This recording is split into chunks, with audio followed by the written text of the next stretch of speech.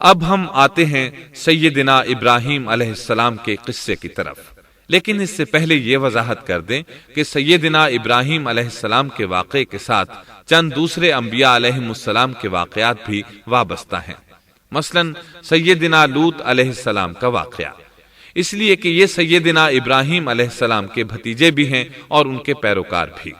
اسی طرح آپ کے صاحبزادوں سیدنا اسماعیل اور سیدنا اسحاق علیہم السلام کے واقعات ساتھ ساتھ چلتے ہیں۔ اس کی وجہ یہ ہے کہ سیدنا اسماعیل علیہ السلام کی ولادت کے وقت ابراہیم علیہ السلام کی عمر 87 سال تھی، اور سیدنا اسحاق علیہ السلام کی پیدائش کے وقت سیدنا ابراہیم علیہ السلام کی عمر 100 سال تھی، جبکہ سیدنا ابراہیم علیہ السلام کی کل عمر 175 سال ہوئی، اس لیے ان کے واقعات ساتھ ساتھ چلتے ہیں۔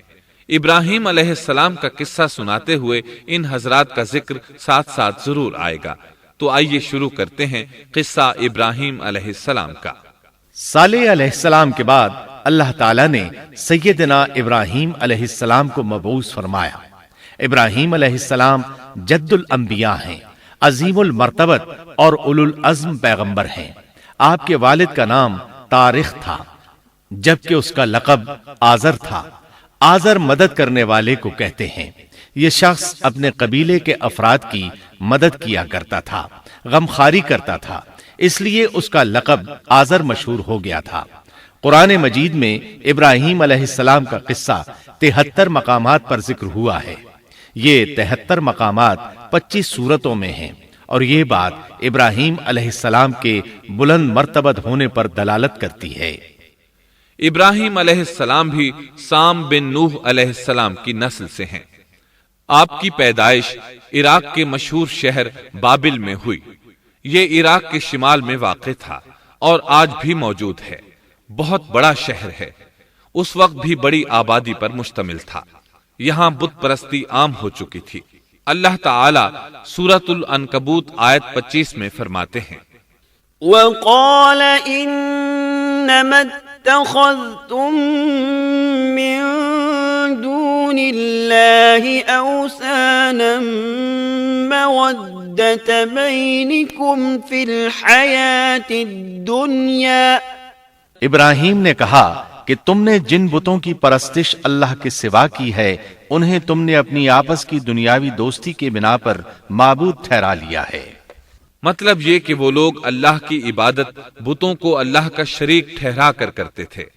ابراہیم علیہ السلام نے اپنے باپ سے اور اپنی قوم سے کہا کہ یہ مورتیاں جن کے تم مجاور بنے بیٹھے ہو کیا ہیں؟ انہوں نے جواب دیا، ہم نے اپنے باپ دادوں کو انہی کی عبادت کرتے پایا ہے۔ اللہ تعالیٰ ان کے بارے میں فرماتے ہیں، اے نبی، انہیں ابراہیم علیہ السلام کا قصہ سنا دو، جبکہ انہوں نے اپنے باپ اور اپنی قوم سے فرمایا، تم کس کی عبادت کرتے ہو؟ کہنے لگے، بتوں کی، ہم تو برابر ان کے مجاور بنے بیٹھے ہیں۔ ابراہیم علیہ السلام نے فرمایا، جب تم انہیں پکارتے ہو تو کیا وہ سنتے بھی ہیں یا تمہیں نفع اور نقصان پہنچا سکتے ہیں؟ انہوں نے کہا، یہ ہم کچھ نہیں جانتے، ہم نے تو اپنے باپ دادوں کو اسی طرح کرتے پایا ہے۔ مطلب یہ کہ یہ بت پرستی انہیں ورثے میں ملی تھی۔ وہ جن معبودوں کی عبادت کرتے تھے، نہ وہ ان کی پکار کو سنتے تھے، نہ ہی ان کے نفع و نقصان پر قادر تھے۔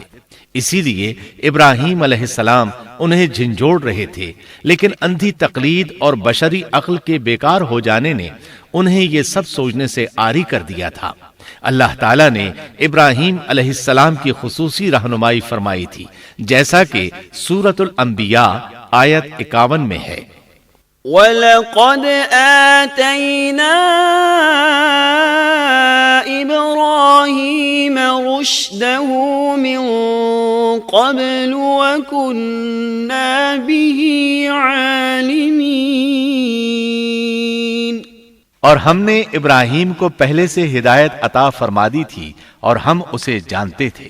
ابراہیم علیہ السلام نے کبھی ایک لمحے کے لیے بھی بتوں کی پوجا نہیں کی تھی۔ آپ نے اپنی قوم کو بتوں کی پوجا کرتے دیکھا تو انہیں ملامت کی، ایک اللہ کی طرف دعوت دی، اور اس دعوت کی ابتدا انہوں نے اپنے باپ سے کی۔ اللہ تعالیٰ سورہ مریم میں فرماتے ہیں، اے نبی کتاب میں ابراہیم کا ذکر کر، بے شک وہ سچا نبی تھا۔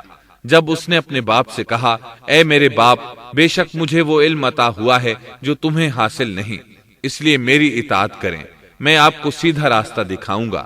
اے میرے باپ، شیطان کی عبادت نہ کریں، بے شک شیطان اللہ کا نافرمان ہے۔ ان بتوں کی عبادت گویا شیطان کی عبادت ہے، اس لیے آپ نے ان معبودوں کو شیطان سے تعبیر کیا۔ فرمایا اے میرے باپ، بے شک مجھے خوف ہے کہ تم پر اللہ کا عذاب آئے، پھر تم شیطان کے ساتھی ہو جاؤ۔ باپ نے ان کی بات سن کر کہا اے ابراہیم، کیا تو میرے معبودوں سے پھرا ہوا ہے؟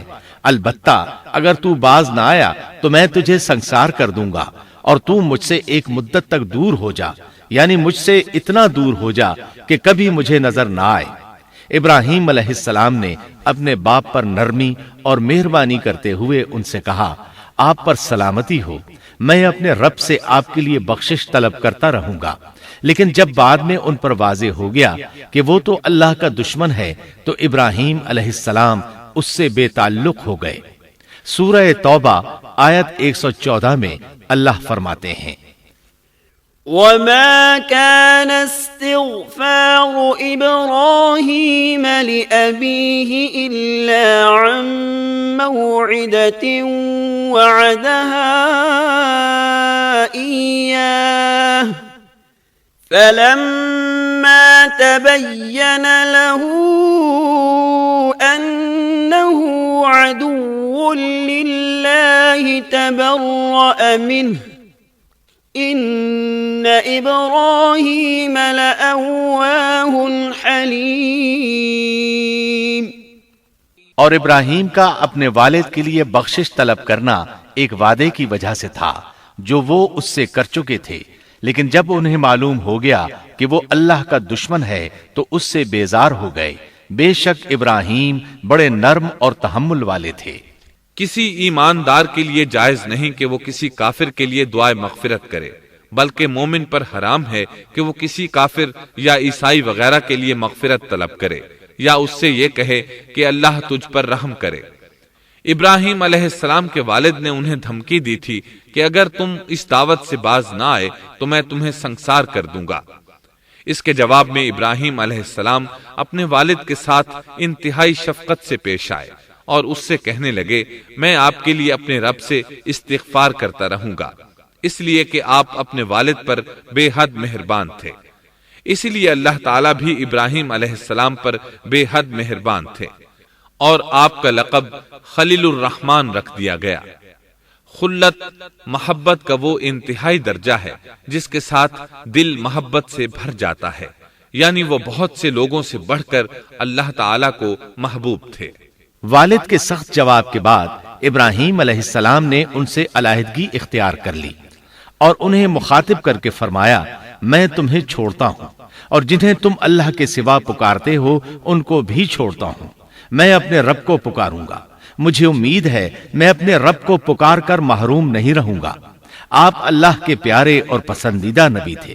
جب آپ نے اپنی قوم کو توحید کی دعوت دی اس وقت آپ نوجوان تھے، آپ کی عمر 16 سال تھی۔ ساتھ میں آپ اس بات پر غور و فکر بھی کرتے کہ آخر یہ لوگ بتوں کی پوجا کیوں کرتے ہیں۔ آپ کا دل ان کے شرک پر بہت کوڑتا۔ آخر آپ نے مصمم ارادہ کر لیا کہ اس شر اور فساد کی جڑ کو کاٹ کر رہیں گے، یعنی ان بتوں کو توڑ کر رہیں گے۔ آپ اپنی قوم کو بتوں کو توڑ دینے کی دھمکی دیتے رہے۔ اس دھمکی کا ذکر اللہ تعالیٰ نے سورۃ الانبیاء آیت 57 میں کیا ہے۔ وَتَاللَّهِ لَأَكِيدَنَّ أَصْنَامَكُمْ بَعْدَ أَن تُوَلُّوا مُدْبِرِينَ۔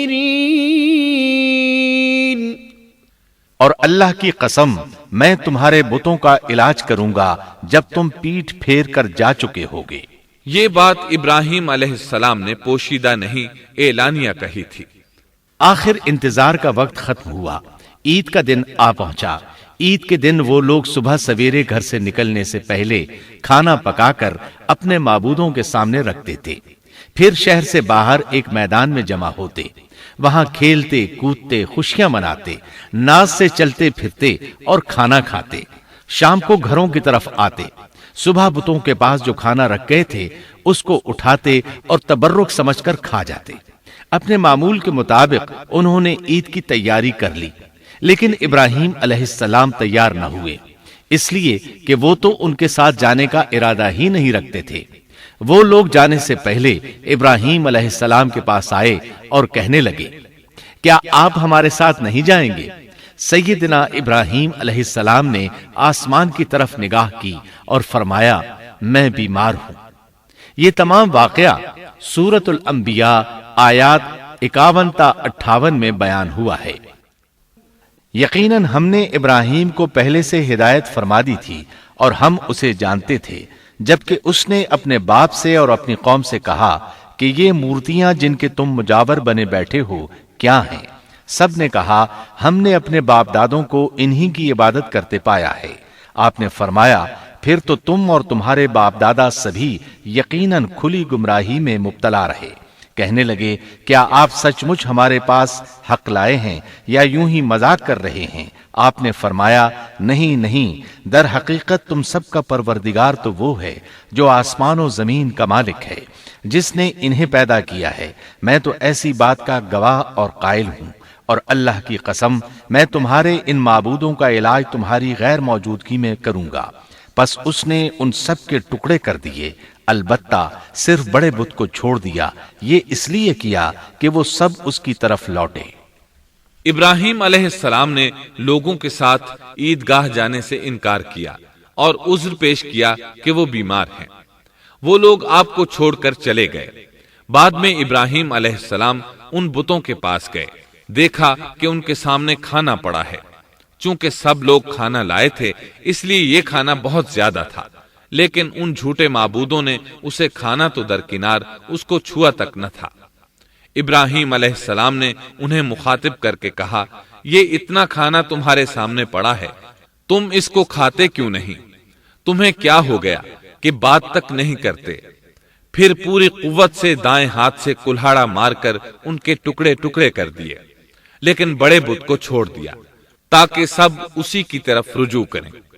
تمام چھوٹے بتوں کو توڑ کر کلہاڑا اس بڑے بت کے کندھے پر رکھ دیا۔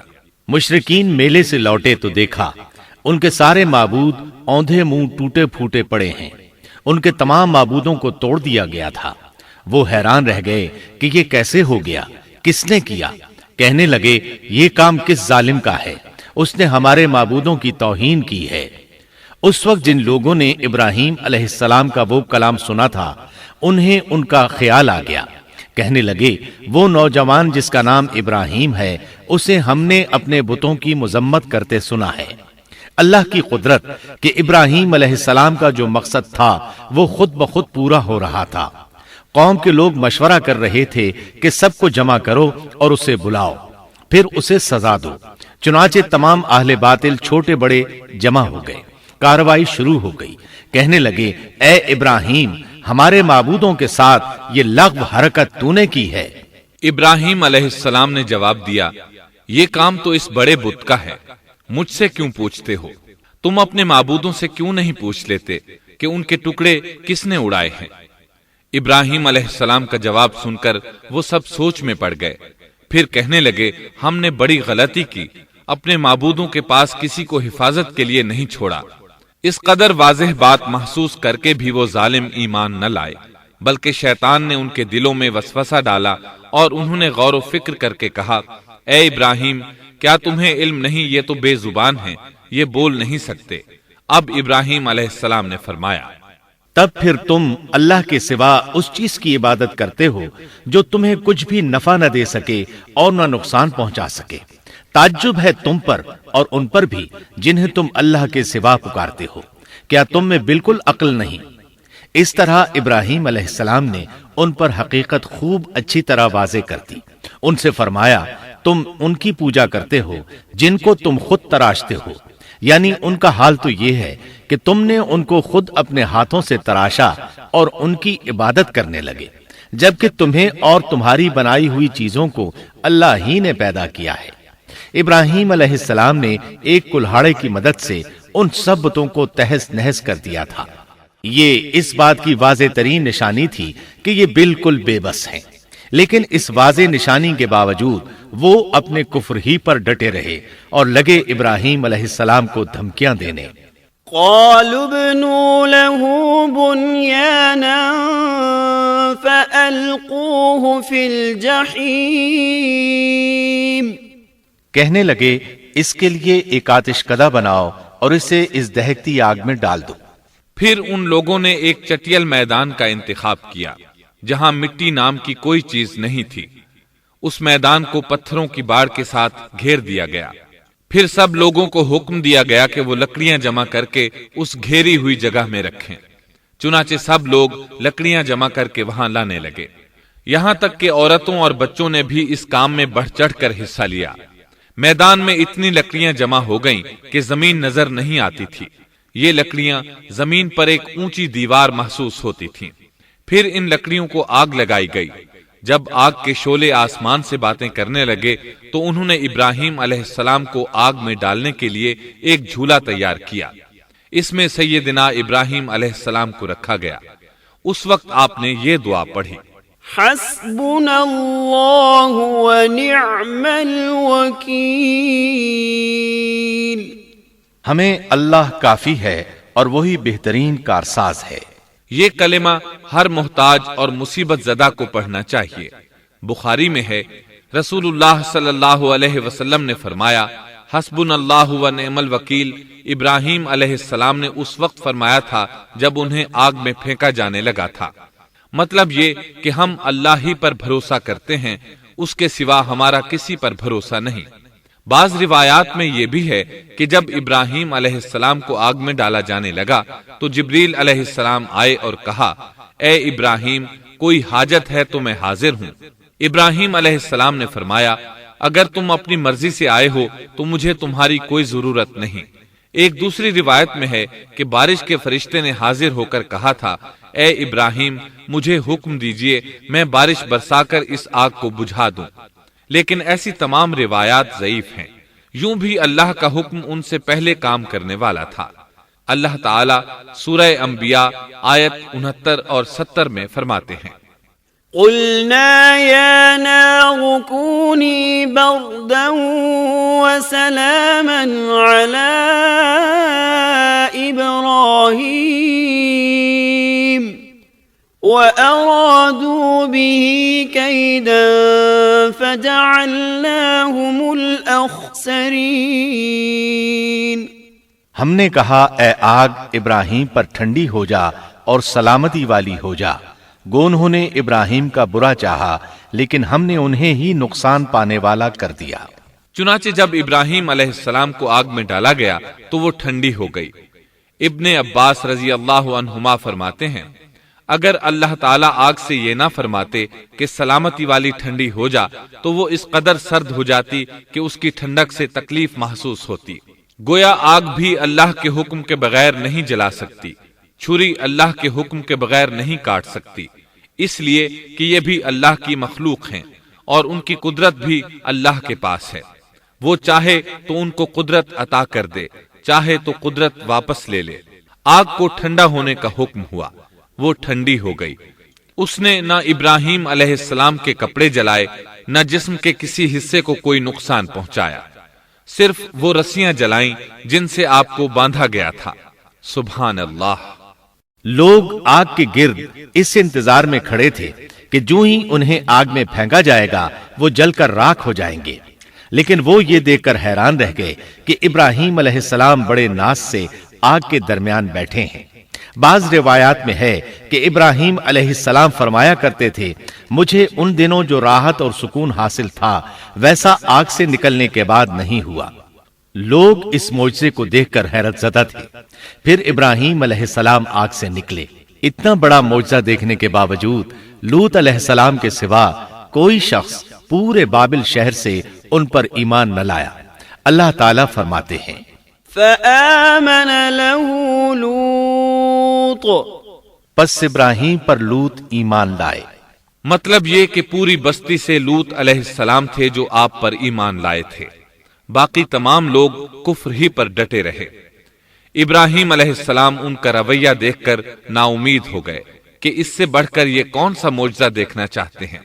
ان کے بتوں کو توڑ دیا گیا، اپنی آنکھوں سے اللہ کی نشانی ان لوگوں نے دیکھی، پھر بھی یہ ایمان نہیں لائے، چنانچہ آپ نے وہاں سے ہجرت کا ارادہ فرما لیا۔ اس وقت بابل پر نمرود نامی بادشاہ کی حکومت تھی۔ کہا جاتا ہے کہ زمین کے بیشتر حصے پر اسی کی حکمرانی تھی۔ جب اس کے پاس یہ خبریں پہنچیں کہ ابراہیم علیہ السلام کو آگ میں ڈالا گیا لیکن آگ نے انہیں نہیں جلایا، تو اس نے ابراہیم علیہ السلام کو اپنے دربار میں پیش کرنے کا حکم دیا۔ ابراہیم علیہ السلام کو وہاں لایا گیا۔ نمرود نے ان سے ان کے رب کے بارے میں سوال کیا۔ اللہ تعالیٰ سورۃ البقرہ آیت 258 میں فرماتے ہیں، أَلَمْ تَرَ إِلَى الَّذِي حَاجَّ إِبْرَاهِيمَ فِي رَبِّهِ أَنْ آتَاهُ اللَّهُ الْمُلْكَ کیا تو نے اس شخص کو نہیں دیکھا جس نے ابراہیم سے اس کے رب کے متعلق جھگڑا کیا اس لیے کہ اللہ نے اسے سلطنت دی تھی۔ ایک روایت میں ہے کہ 4 بادشاہوں نے زمین کے بیشتر حصے پر حکمرانی کی ہے، ان میں سے ایک نمرود ہے۔ نمرود اپنے وقت کا حاکم و بادشاہ تھا۔ ابراہیم علیہ السلام سے جب اس کی اللہ تعالیٰ کے بارے میں بات چیت ہوئی تو ابراہیم علیہ السلام نے کہا، میرا رب وہ ہے جو زندہ کرتا ہے اور مارتا ہے۔ جواب میں اس نے کہا، میں بھی زندہ کرتا ہوں اور مارتا ہوں۔ چنانچہ اس نے حکم دیا کہ جیل سے 2 آدمیوں کو لے آؤ۔ جیل سے 2 ایسے آدمیوں کو لایا گیا جن کے لیے سزائے موت کا فیصلہ ہو چکا تھا۔ اس نے ان میں سے ایک کے قتل کا حکم دیا، دوسرے کو معاف کر دیا۔ اس سے اس نے یہ ثابت کرنا چاہا کہ وہ بھی زندہ کر سکتا ہے اور موت دے سکتا ہے، اور کہنے لگا، دیکھ لو میرے حکم سے لوگ مرتے ہیں اور میرے حکم سے انہیں زندگی ملتی ہے۔ اس کی بات سن کر ابراہیم علیہ السلام نے غور کیا کہ اگر وہ اس سے موت و حیات کے باریک فلسفے پر بحث کریں گے تو نمرود کا مقصد پورا ہو جائے گا اور میرا مقصد پورا نہیں ہو پائے گا۔ اس لیے بحث و مباحثے کی بجائے کوئی مضبوط دلیل پیش کر دی جائے تاکہ حق و باطل کے درمیان فرق واضح ہو جائے۔ چنانچہ آپ نے فرمایا، بے شک اللہ سورج کو مشرق سے لاتا ہے، تو اس کو مغرب سے لے آ۔ کافر بادشاہ یہ سن کر مبہوت رہ گیا، اس کا سر جھک گیا۔ اللہ تعالیٰ فرماتے ہیں، تب وہ کافر حیران رہ گیا اور اللہ نا انصافوں کو سیدھی راہ نہیں دکھاتا۔ ان تمام باتوں کے بعد نمرود کو یہ معلوم کرنے کی ضرورت نہیں رہی کہ ابراہیم علیہ السلام آگ سے کیسے نجات پا گئے، کیونکہ حقیقت اس پر آشکار ہو چکی تھی۔ وہ جان گیا تھا کہ اصل معاملہ کیا ہے۔ چنانچہ اس نے ابراہیم علیہ السلام سے کہا، آپ اس ملک سے نکل جائیے، ہم آپ کو یہاں نہیں رہنے دیں گے۔ ابراہیم علیہ السلام نے عراق کو خیرباد کہا اور شام کی طرف ہجرت کر گئے۔ یہاں آ کر وہ حران نامی بستی میں مقیم ہوئے۔ اسی جگہ آپ نے اپنے چچا ہاران کی بیٹی سیدہ سارہ علیہ السلام سے شادی کی۔ اللہ تعالیٰ اس ہجرت کے بارے میں فرماتے ہیں، وَنَجَّيْنَاهُ وَلُوطًا إِلَى الْأَرْضِ الَّتِي بَارَكْنَا فِيهَا لِلْعَالَمِينَ، اور ہم اسے یعنی ابراہیم اور لوط کو بچا کر اس زمین کی طرف لے آئے جس میں ہم نے جہان کے لیے برکت رکھی تھی۔ جب آپ حران کے مقام پر پہنچے تو وہیں ٹھہر گئے، وہیں رہنے لگے۔ یہاں آ کر آپ کا شمار بنو حران میں ہونے لگا۔ آپ لوگوں کو اسی شہر میں رہنے کی دعوت دیتے۔ اس شہر کے لوگ بتوں کی پوجا نہیں کرتے تھے بلکہ ستاروں کو پوجتے تھے۔ ابراہیم علیہ السلام نے جب ان کی یہ حالت دیکھی تو ارادہ کر لیا کہ ان لوگوں کو بتائیں گے کہ ستاروں کی عبادت کرنا باطل ہے۔ یہ لوگ چونکہ نجوم پرست تھے اس لیے ان کی عبادت کا وقت رات کو ہوتا تھا، اور یہ لوگ رات کے وقت عبادت کرتے تھے کیونکہ ان کے معبود یعنی ستارے رات ہی کو طلوع ہوتے ہیں۔ چنانچہ ابراہیم علیہ السلام انہیں یہ دکھانے کے لیے کہ ان چیزوں کی عبادت باطل ہے ایک دن ان کے ساتھ نکلے۔ اللہ نے آسمان کے دروازے کھول دیے تو ابراہیم علیہ السلام نے چاند، ستاروں، سیاروں اور آسمان و زمین کی سلطنت کو دیکھا۔ اللہ تعالیٰ نے ابراہیم علیہ السلام سے تمام پردے ختم کر دیے جو عام طور پر لوگوں کی آنکھوں پر ہوتے ہیں، اور انہوں نے وہ کچھ دیکھا جسے آج کی رصد گاہیں بھی نہیں دیکھ سکتی۔ اللہ تعالی سورۃ الانعام آیت 75 میں فرماتے ہیں، وَكَذَلِكَ نُرِي إِبْرَاهِيمَ مَلَكُوتَ السَّمَاوَاتِ وَالْأَرْضِ وَلِيَكُونَ مِنَ الْمُوقِنِينَ۔ اور اسی طرح ہم نے ابراہیم کو آسمان اور زمین کی سلطنت کا مشاہدہ کرا دیا تاکہ وہ یقین کرنے والوں میں سے ہو جائے۔ بعض مفسرین نے لکھا ہے کہ یہ سب کچھ اللہ تعالیٰ نے ابراہیم علیہ السلام کو اس لیے دکھایا تھا کہ وہ ستاروں کی پرستش کرتے تھے، پھر اللہ تعالیٰ نے اپنی عبادت کی طرف ان کی رہنمائی فرمائی۔ جن مفسرین نے یہ بات لکھی وہ غلطی پر ہیں، کیونکہ ایک جلیل القدر رسول کے متعلق ایسا گمان کرنا کبیرہ گناہ ہے۔ آسمان اور زمین کی سلطنت اور دیگر معجزات دکھانے کے بعد اللہ تعالیٰ فرماتے ہیں، آسمان اور زمین کی پیدائش یقیناً انسان کی پیدائش سے بہت بڑا کام ہے۔ اللہ تعالیٰ ایک دوسرے مقام پر فرماتے ہیں، آسمان اور زمین میں بہت سی نشانیاں ہیں جن سے یہ منہ موڑ کر گزر جاتے ہیں۔ ابراہیم علیہ السلام حران شہر کے ستارہ پرستوں کو لے کر ایک رات نکلے۔ اچانک ایک ستارہ طلوع ہوا، اس کی چمک دمک بہت تھی، شکل صورت کے لحاظ سے بھی بہت خوبصورت تھا۔ اس وقت ابراہیم علیہ السلام نے بطور مذاق کہا، یہ میرا رب ہے۔ لیکن جب وہ ستارہ کچھ دیر بعد چھپ گیا تو کہنے لگے، یہ تو غروب ہو گیا۔ یہ رب کیسے ہو سکتا ہے؟ جو چھپ جائے وہ رب نہیں ہو سکتا، پس میں تو غروب ہونے والوں کو پسند نہیں کرتا۔ اگلے روز وہ پھر ان لوگوں کو ساتھ لے کر نکلے تو چاند کو دیکھا۔ یہ شکل صورت میں ستاروں سے کہیں زیادہ خوبصورت تھا، روشن تھا، لیکن یہ بھی غروب ہو گیا۔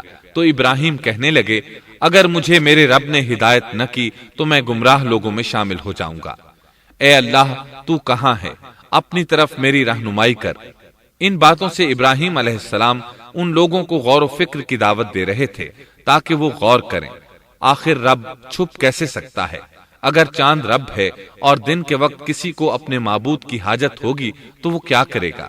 لہذا چاند کسی صورت رب نہیں ہو سکتا۔ پھر جب دن چڑھا اور سورج طلوع ہوا تو کہنے لگے، یہ میرا رب ہے، یہ تو سب سے بڑا ہے۔ پھر لوگوں کو مخاطب کر کے کہنے لگے، تم رات کو چھوٹے چھوٹے ستاروں کی پوجا کرتے ہو، کیوں نہ تم اتنے بڑے ایک ہی رب کی پوجا کر لو۔ لیکن جب وہ بھی غروب ہو گیا تو کہنے لگے، یقیناً میں تمہارے شرک سے بیزار ہوں۔ یہ معبود کیسے ہو سکتے ہیں؟ ان میں تو تبدیلی آتی رہتی ہے، کبھی طلوع ہوتے ہیں کبھی غروب ہوتے ہیں۔ یہ اس بات کی دلیل ہے کہ یہ مخلوق ہیں اور ان کا خالق کوئی اور ہے جس کے حکم کے یہ تابع ہیں۔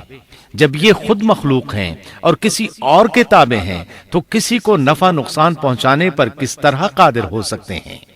پھر اپنی قوم کو مخاطب کر کے کہنے لگے، میں اپنا رخ اس کی طرف کرتا ہوں جس نے آسمانوں کو یکسو ہو کر پیدا کیا، اور میں شرک کرنے والوں میں سے نہیں ہوں۔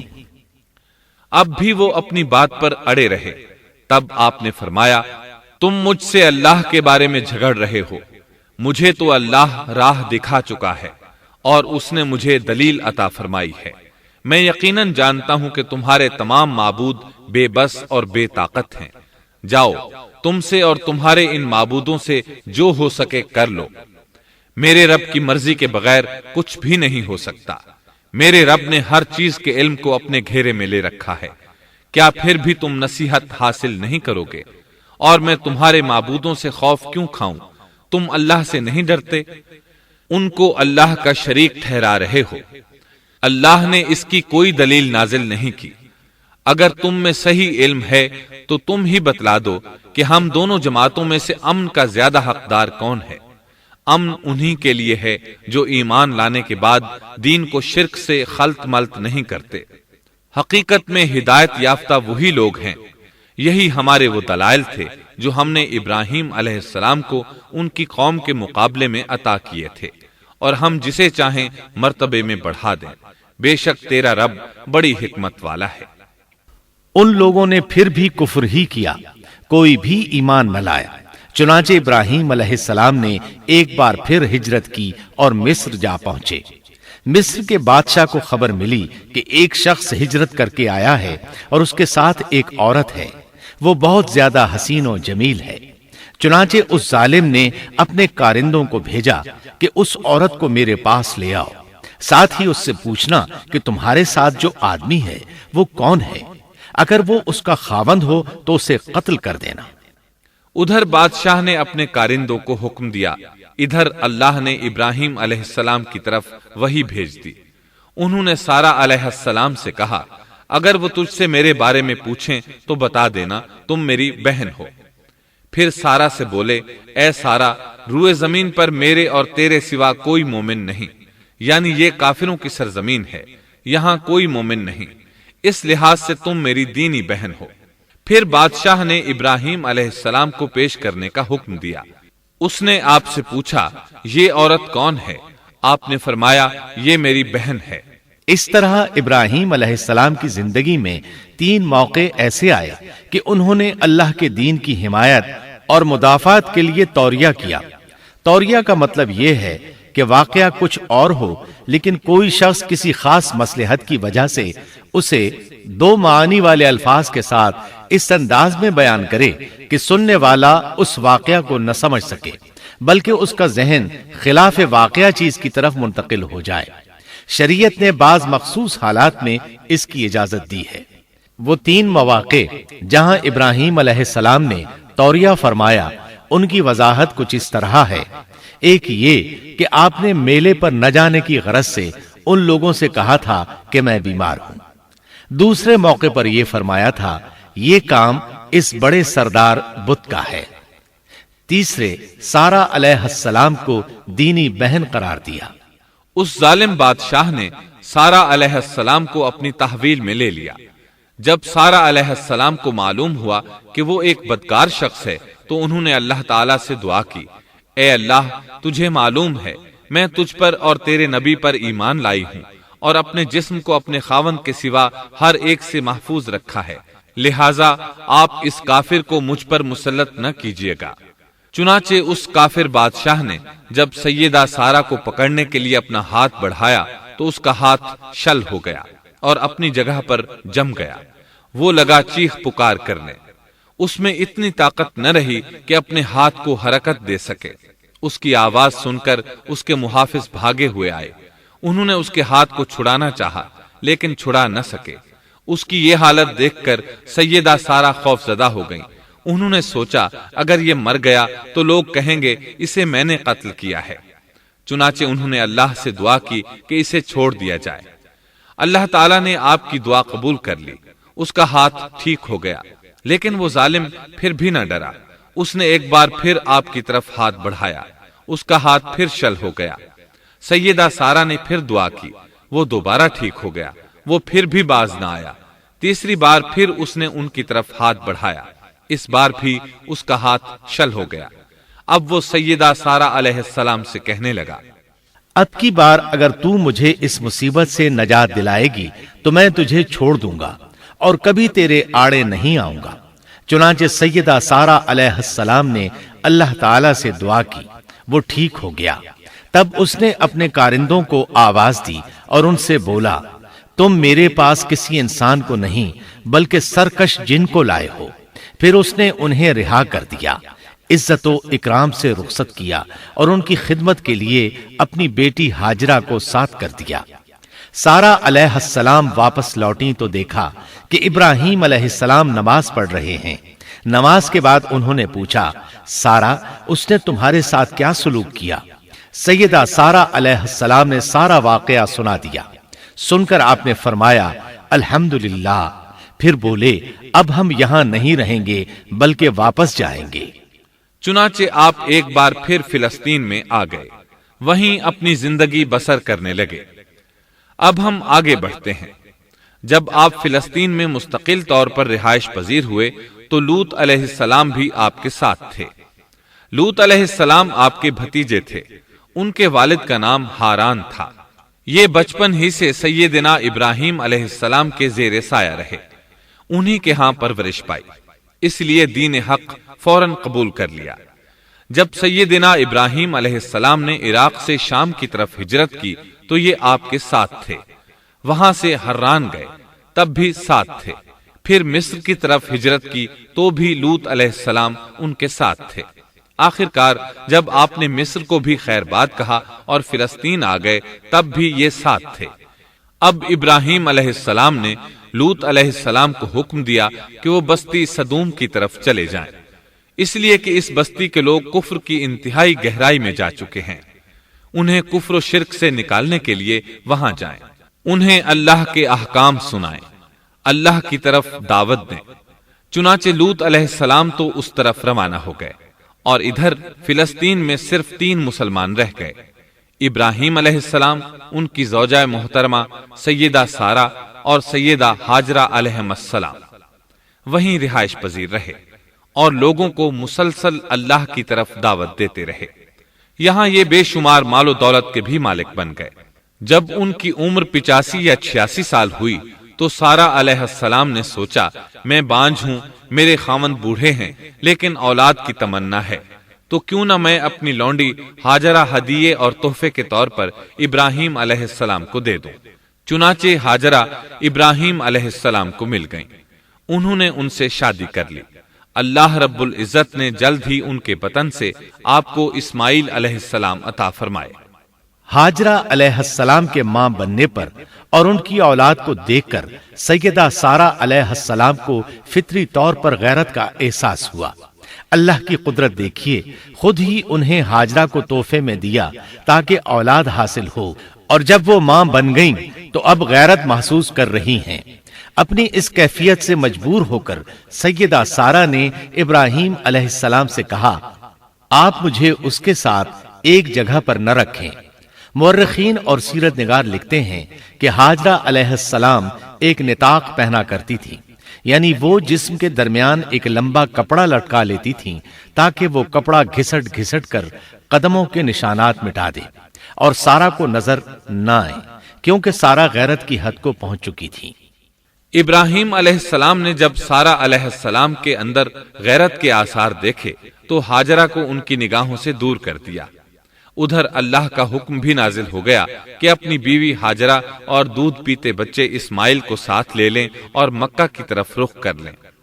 ابراہیم علیہ السلام مکہ کی طرف روانہ ہوئے، یہاں تک کہ مکہ پہنچ گئے۔ یہ جگہ اس وقت بالکل ویران اور بے آباد تھی، نہ کوئی انسان تھا، نہ پانی، نہ نباتات کے آثار تھے، غرض کوئی چیز نظر نہیں آتی تھی، بس پہاڑوں کے درمیان ایک بے آب و گیاہ میدان تھا۔ یہی وہ مقدس اور تاریخی وادی تھی جہاں ابراہیم علیہ السلام اپنی زوجہ اور لخت جگر کو چھوڑ کر واپس پلٹے۔ سیدہ ہاجرہ علیہ السلام کو بہت حیرت ہوئی، انہیں یہ امید نہیں تھی کہ ان کے خاوند انہیں ایک بے آباد جگہ تنہا چھوڑ کر چل دیں گے، اس پر بچے کی ذمہ داری الگ تھی۔ چنانچہ انہوں نے ابراہیم علیہ السلام کو آواز دی، لیکن انہوں نے مڑ کر بھی نہ دیکھا۔ اب وہ ان کے پیچھے آئیں اور قریب پہنچ کر بولی، اے ابراہیم، ہمیں کہاں چھوڑے جا رہے ہو؟ یہاں نہ پانی، نہ خوراک، نہ کوئی انسان۔